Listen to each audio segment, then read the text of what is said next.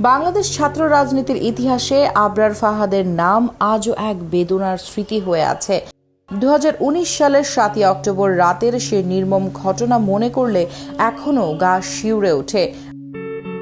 বুয়েটের শেরেবাংলা হলে 2011 নম্বর কক্ষে মোবাইল ফোন আর ল্যাপটপের সাথে নিয়ে আসা হয়েছিল আবরারকে, কিন্তু ফোন আর ল্যাপটপ ফিরলেও শুধু ফেরেনি আবরারের জীবন।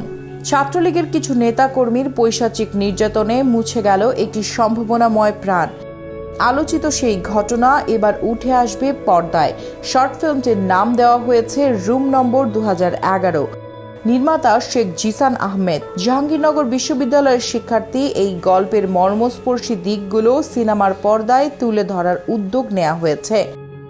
শতাধিক শিক্ষার্থীর অংশগ্রহণে তৈরি হয়েছে এই সিনেমাটি, যা বাংলাদেশ এবং আমেরিকায় একই সময় মুক্তি পাবে বলে জানা গেছে। সিনেমার পোস্টারে আবরারের নাম কোথাও উল্লেখ করা না হলেও সত্য ঘটনা অবলম্বনে নির্মিত হতে যাচ্ছে শর্ট ফিল্মটি। সিনেমাটি মুক্তি দেওয়ার জন্য বেছে নেওয়া হয়েছে 7 অক্টোবরকে, যেদিন আবরারের মৃত্যুবার্ষিকী। নির্মাতা জিসান আহমেদ এই নির্মাণ সম্পর্কে বলেন, আমাদের প্রথম মৌলিক কাজ সত্য ঘটনা অবলম্বনে আবরারের ঘটনাটি তুলে ধরতে আমরা চেষ্টা করেছি। মানুষের মনে চিন্তার জগৎ খুলে দেওয়ার চেষ্টা আমাদের।